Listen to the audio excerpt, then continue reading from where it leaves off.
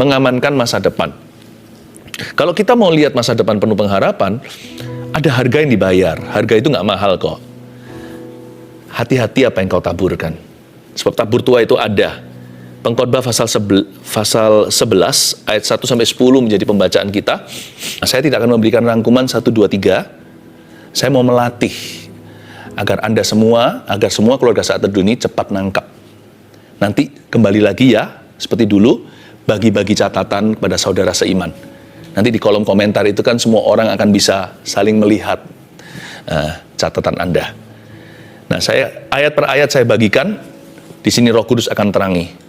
Pertama-tama, lemparkanlah rotimu ke air, maka engkau akan mendapatkannya kembali lama setelah itu.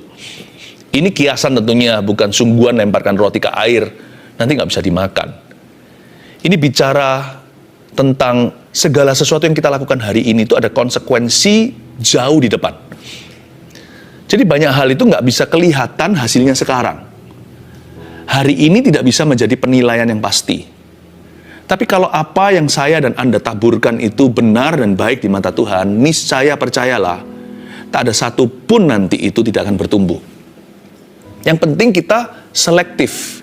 Kita seleksi dulu, benih apa yang kita taburkan, benih yang kita taburkan itu kasih atau benci. Yang kita taburkan itu jujur, sekalipun orang jujur nggak tentu beruntung hari ini, atau kita menipu kanan kiri. Apakah yang kita jaga itu reputasi yang bersih, atau halalkan segala cara? Kalau kita menjaganya dengan baik hari ini, sekalipun kita tidak berhasil amat, jangan khawatir nanti anak cucu kita itu keturunan orang benar yang diberkati dan dikagumi oleh masyarakat. Tapi yang kalau kita sekarang menghalalkan segala cara, kita bisa kaya. Tapi nanti keturunan kita itu akan dihindari orang. Belum lagi label yang melekat pada mereka, padahal bukan salah mereka, padahal salah papa mamanya. Ayat 2, berikanlah bahagian kepada 7 bahkan kepada 8 orang. Karena engkau tidak tahu malapetaka apa yang akan terjadi di atas bumi. Wow, karena kita nggak tahu sih masa depan itu ada apa. Kita kalau membagikan, berikanlah bahagian kepada 7 bahkan 8. Seringkali kita gembar-gemborkan double porsi atau porsi ganda. Tapi ini 7 kali lipat. Kalau ngasih ke 8 arah. Apa maksudnya? Ini bukan angka beneran yang harus kita pelajari.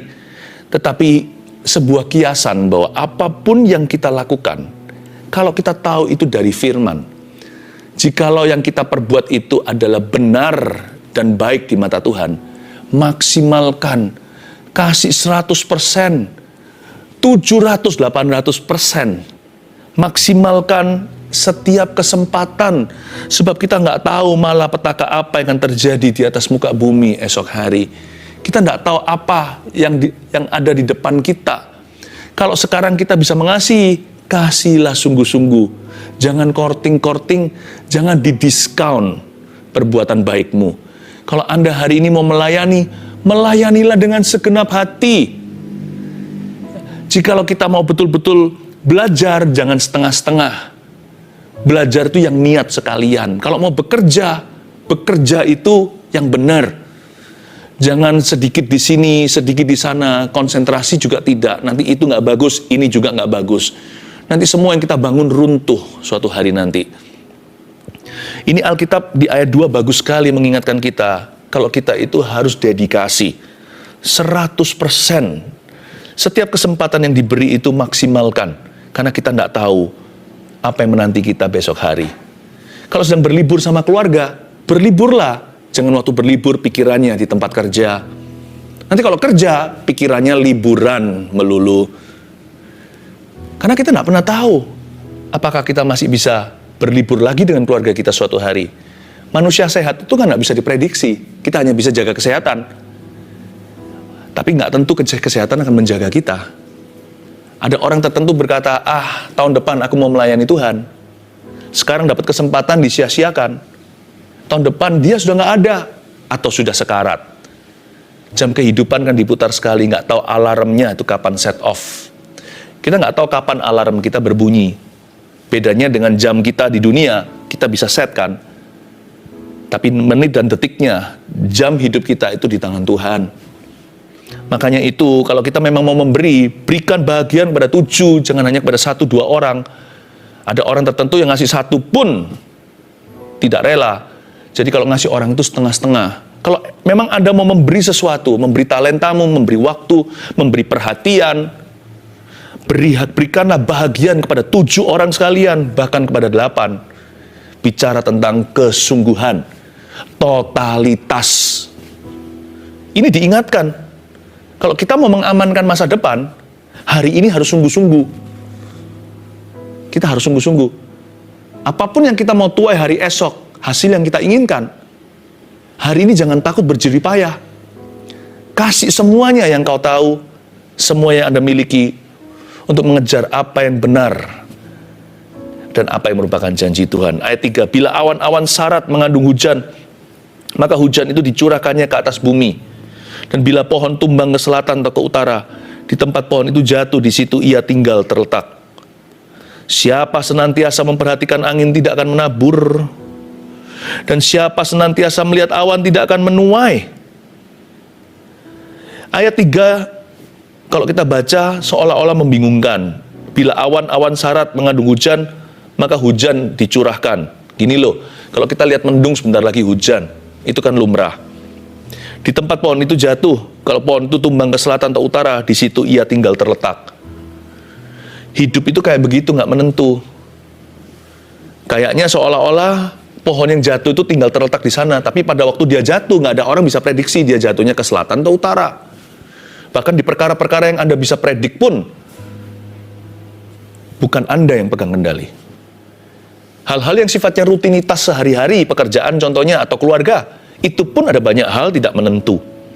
Belum lagi hal-hal yang memang tidak tentu, seperti awan-awan sarat mengandung hujan. Kita kira hujan akan dicurahkan, mendung-mendung langitnya, kita sedia payung, ternyata nggak hujan, hujannya besok lusa. Makanya panas sekali kan hawa. Di hidup itu gitu. Ayat 3 itu mengajarkan pada kita bahwa kita tidak pegang kendali atas hidup ini. Kita hanya bisa berencana. Manusia memikirkan jalannya, tapi langkah-langkah kecilnya Tuhan yang menentukan langkahnya.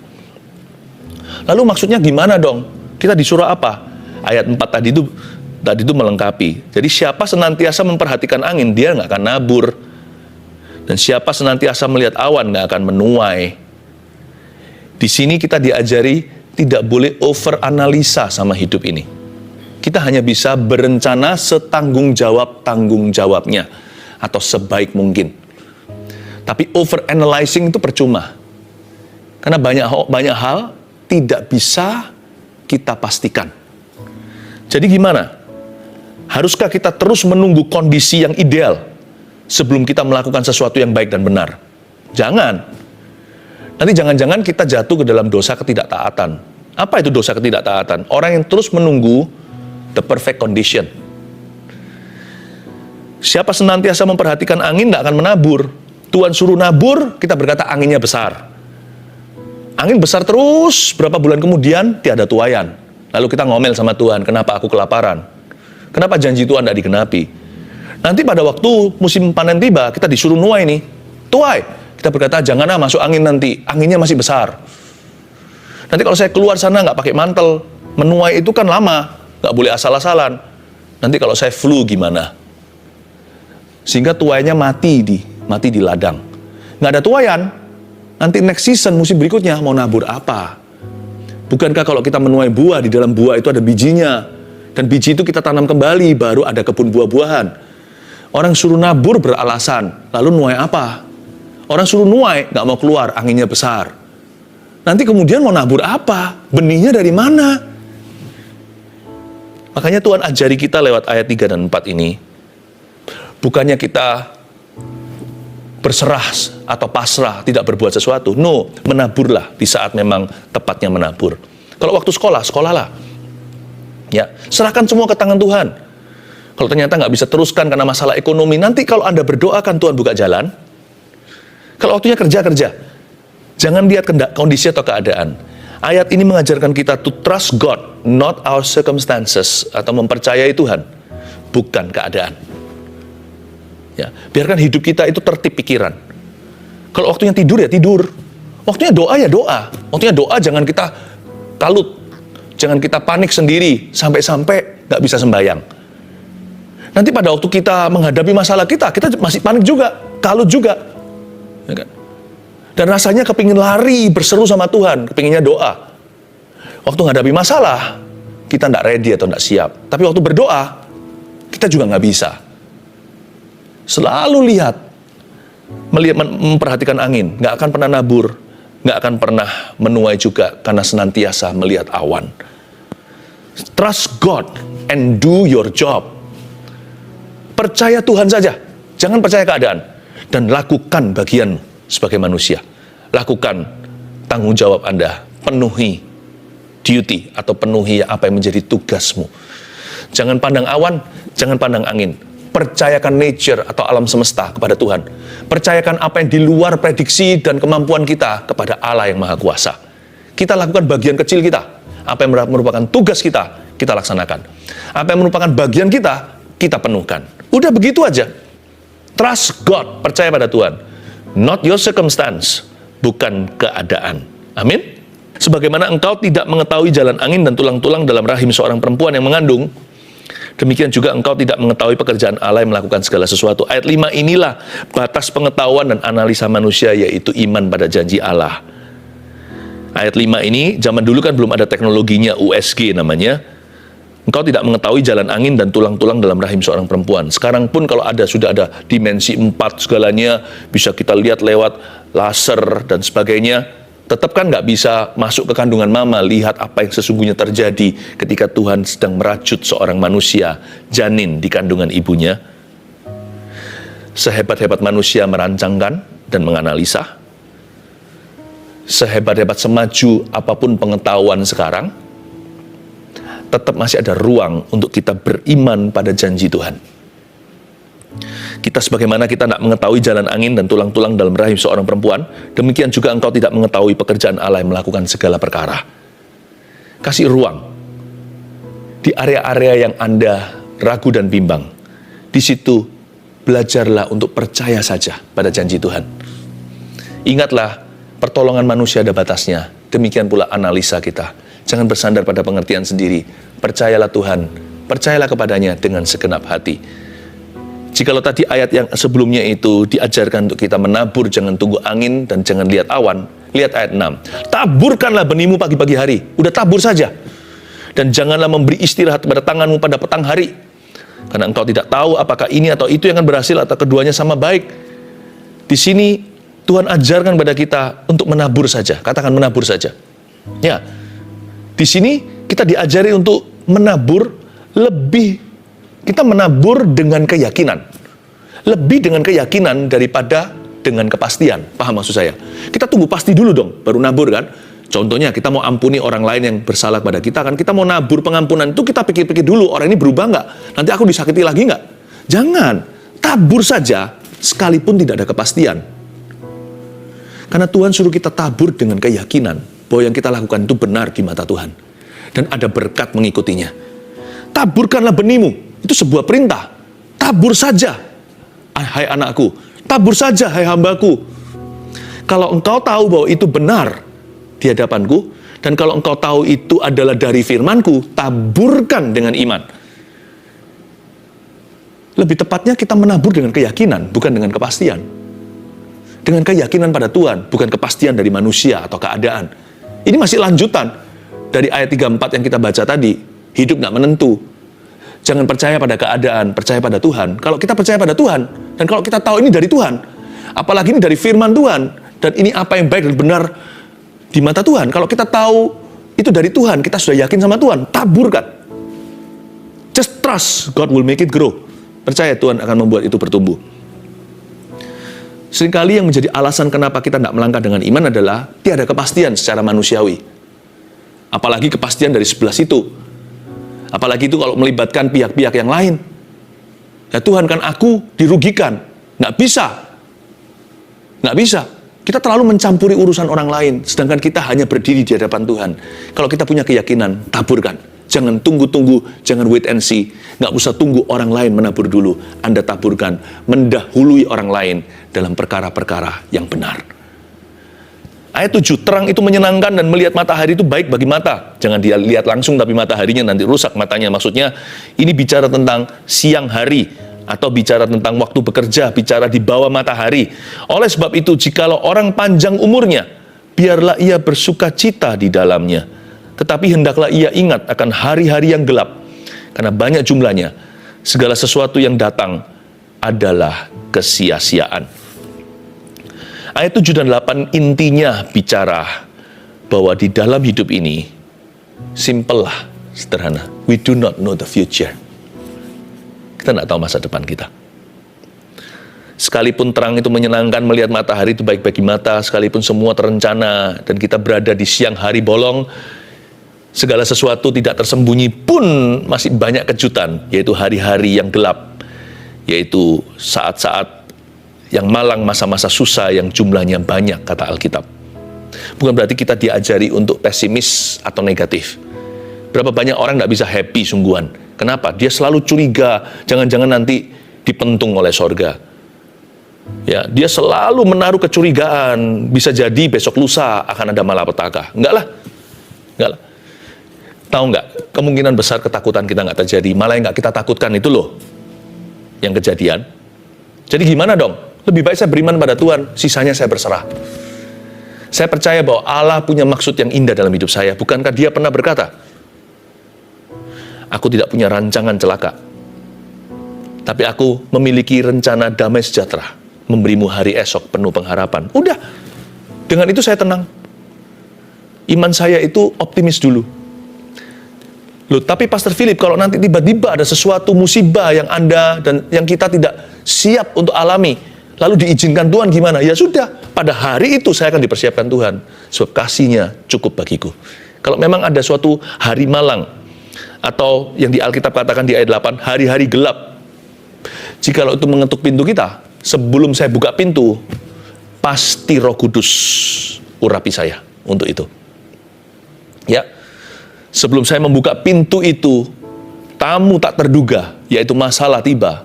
Saya yakin, waktu tangan saya memegang ke gagang pintunya, saya diurapi oleh Tuhan untuk menghadapinya. Ngapain saya siapkan jauh-jauh hari? Saya hanya mempersiapkan hidup saya aja untuk berkenan. Jaga hati dengan segala waspada. Hidup dalam tanggung jawab saya. Menabur saat menabur, menuai saat menuai, bekerja saat bekerja, tidur saat tidur, berlibur saat berlibur. Udah itu aja.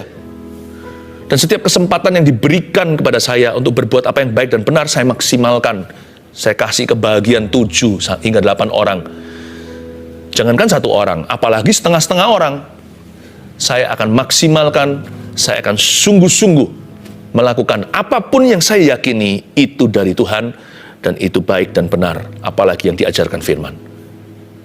Sekalipun saya tidak melihat hasilnya hari ini today, saya lemparkan roti itu ke dalam lautan, meskipun nanti lama kemudian baru menerimanya, asal saya tahu apa yang saya taburkan hari ini. Ada satu hal yang tidak misteri dalam hidup orang yang menabur dengan benar. Apa itu? Saya tidak tahu tepatnya nanti kejadiannya seperti apa, tapi saya tahu jenis yang akan saya tuai apa. Kalau saya tabur semangka, saya nggak bisa jauh-jauh nanti menabur semacam semangka. Bukankah buah jatuh nggak jauh dari pohonnya? Tahukah tuaian itu nggak jauh dari taburannya? Kalau yang saya lemparkan roti, nggak akan kembalinya itu batu. Kalau yang saya lakukan itu dalam Roh Kudus, nggak akan kembalinya kalajengking. Nggak akan. Saya tidak harus melihat hasil saya sekarang. Saya tidak menilai saya dengan hari ini.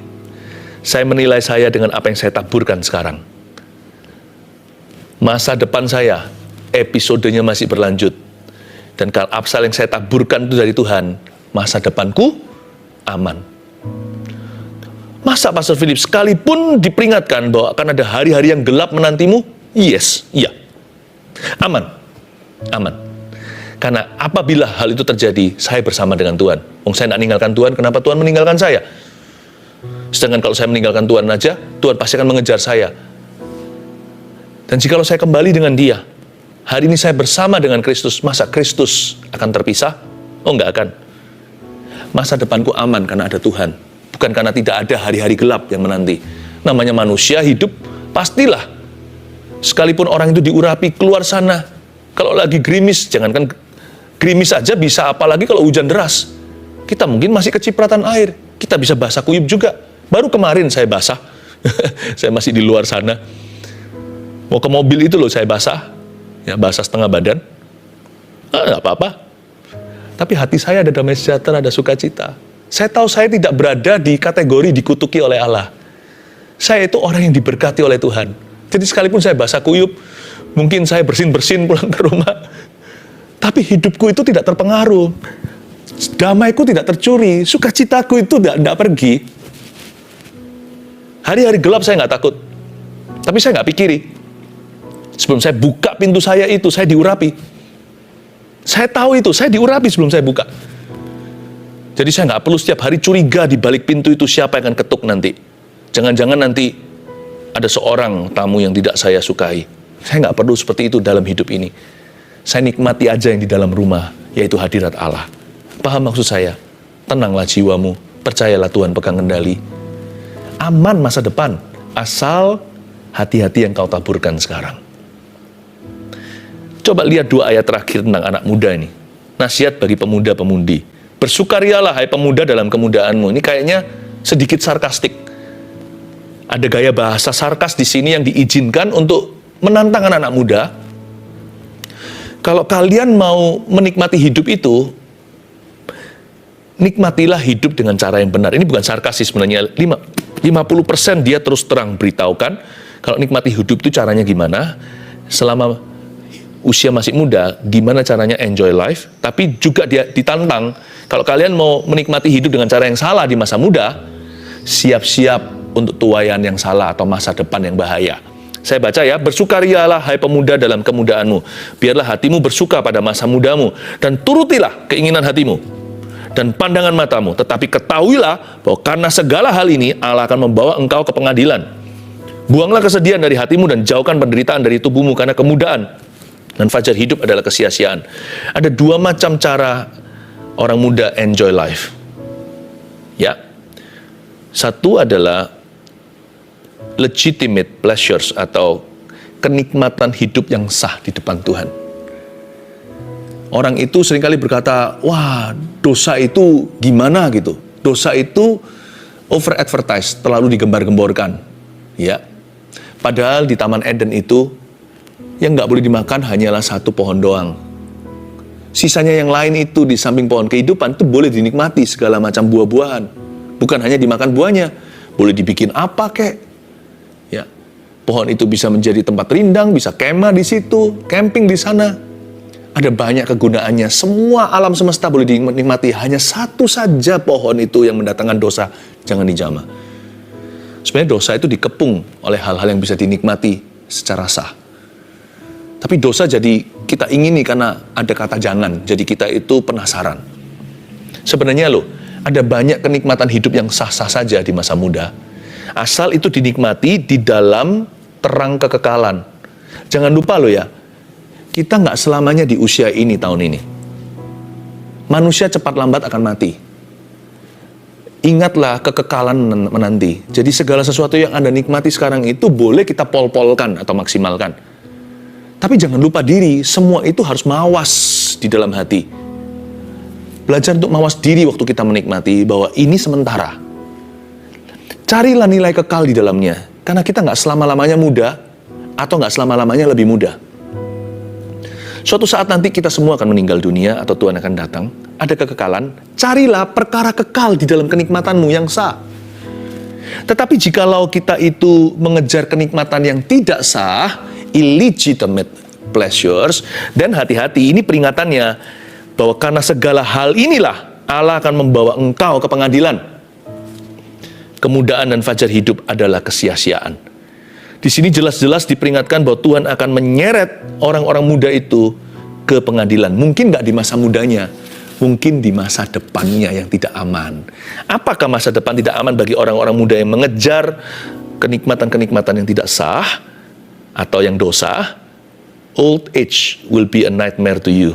Masa tuamu akan menjadi mimpi burukmu. Belum lagi life tragedies atau tragedi-tragedi kehidupan. Kita nggak pernah menentu kan? Dugem melulu, ya kan? Dunia gemerlap, ya. Zaman dulu sekali, di zaman papa mama kita namanya diskotik misalnya.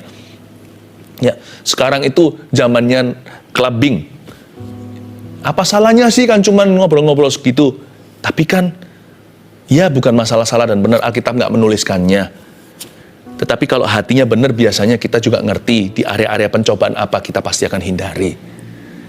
Nah kalau kita teruskan, lama-lama kita terhanyutkan di dalamnya, jangan sampai itu menjadi kecanduan sebuah lifestyle yang jauh dari Tuhan, nanti terpukulnya di tragedi kehidupan. Tiba-tiba di tengah kehidupannya sesuatu terjadi pada keluarganya. Nah pada saat itu, kita akan tahu bahwa tragedi itu merupakan hukuman. Sedangkan bagi orang-orang yang selama ini hidup dalam Tuhan, tragedi bisa datang, tapi setiap kali datang, Tuhan bekerja sama untuk mendatangkan kebaikan. Tapi tragedi dalam kehidupan orang fasik, mereka tahu dengan jelas dalam hatinya, mereka tidak bisa sangkali, itu pukulan dalam hidup mereka. Ya, itu pukulan dari Tuhan. Atau old age, masa tuanya, menjadi sesuatu yang mereka tidak siap hadapi. Ketika mulai semakin tua, kita mulai melihat satu persatu tuaian tagihannya datang gitulah. Setan mulai menagihmu satu persatu. Ketika dosamu mulai matang, maut akan mengetuk pintu. Saya jelaskan ini supaya kita mengerti bahwa Tuhan berkata, hai anak muda, you have a choice. Dan sekarang kita masih mumpung lebih muda daripada besok. Ya, yang sudah 50 kan belum 60, yang 60 kan belum 70, yang 40 belum 50. Mumpung masih lebih muda, tentukan apa yang Anda taburkan hari ini.